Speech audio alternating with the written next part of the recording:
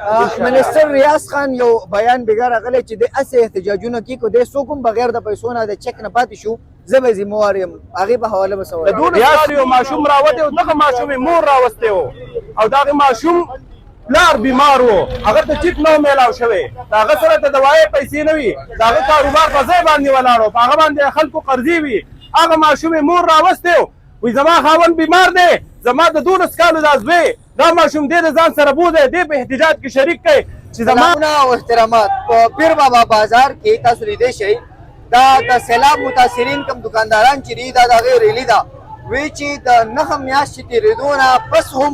موږ ته کم امدادي چکونه چې دي هغه موږ ته نه دي میلاو شوي دی راغوتي دي خپل احتجاج احتجاجي ریلي یې د پیر بابا بازار نه شروع کړه او د دې ټارګټ چې دی دا ډګر پل دی هلته به ځي هلته به روډ باندې او خپل مطالبات چې دي هغه به حکومت وخت دي دی به اورو چې دی څه مطالبات دي او دی به د کم وخته پورې خپل ریلي چې دا به جاري ساتي زموږ سره اوسئ او په پرامن طریقې سره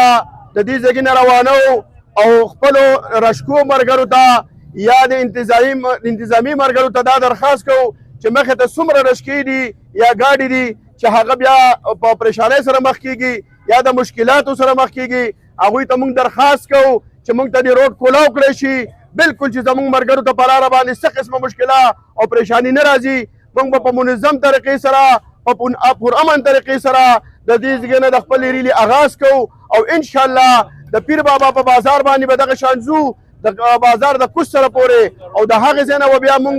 په پرامن طریقې سره او په منظم طریقې سره په خپلو گاډو کې یا په خپلو موټر سایکلو باندې د ډګر د پل رخ کوو او هلته بیا زموږ مرکزي ملګري چې کم دي او زموږ مرکزي کم درنا چې ده هغه به د هغې ځای نه شروع کېږي چې هغه به هلته زموږ د انتظامیې یا زموږ د کومه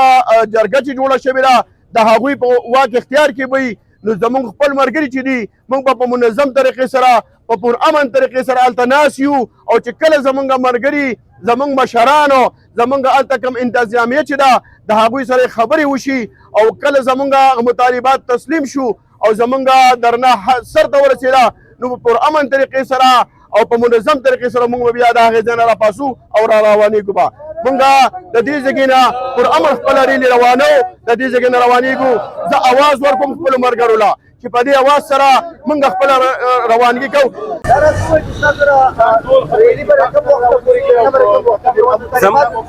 زموږ احتجاج به تر نامعلومه وخته پورې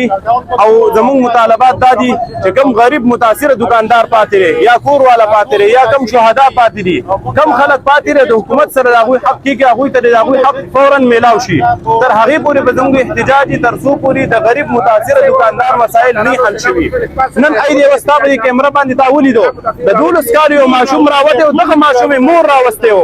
او دغه ماشوم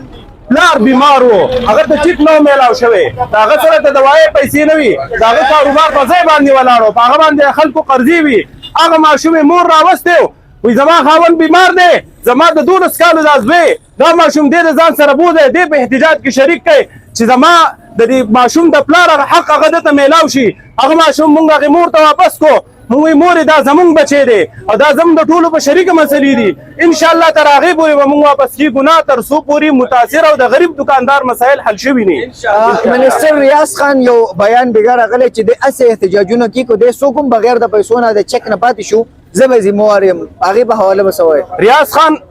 دروند سړی دی په ما ډېر ګران دی خو هغه د حالاتو نه دی خبر هغه په تیاره کې دی هغه ته دا پته نشته چې 1100 دکانداران پاتې دي هغوی 10% خلک پاتې دی نور شوی دی دا ته پته نشته چې 1010 کورونه پاتې دي 23 شهدا پاتې دي 350 ګاډي پاتې دي دا 10% دي که دا ټول پاتې دي هغه د دې حالاتو نه خبر وي او دا سنجیده اغستې وي ځان خبرور دی دغه ورکر دغه لیډر دغه دلته د حکومت کم چې نمایندګان دي نه هغه خبرې او نه هغه ځان خبرول غواړي ځکه هغه دا خبرې کوي تاسو سیاسي خلک راغلی نه دی که نه تاسو خپل احتجاج غیر سیاسي ساتل غواړئ موږ خپل احتجاج غیر سیاسي ساتو موږ احتجاج غیر سیاسي ساتو خو چې څومره پارټۍ دي تنظیمونه دي هر سړي ته موږ دعوت ورکړی دی چې راشه د دې مستحق او غریب دکاندار سره ودرېږه او د ده لپاره اواز چت کړه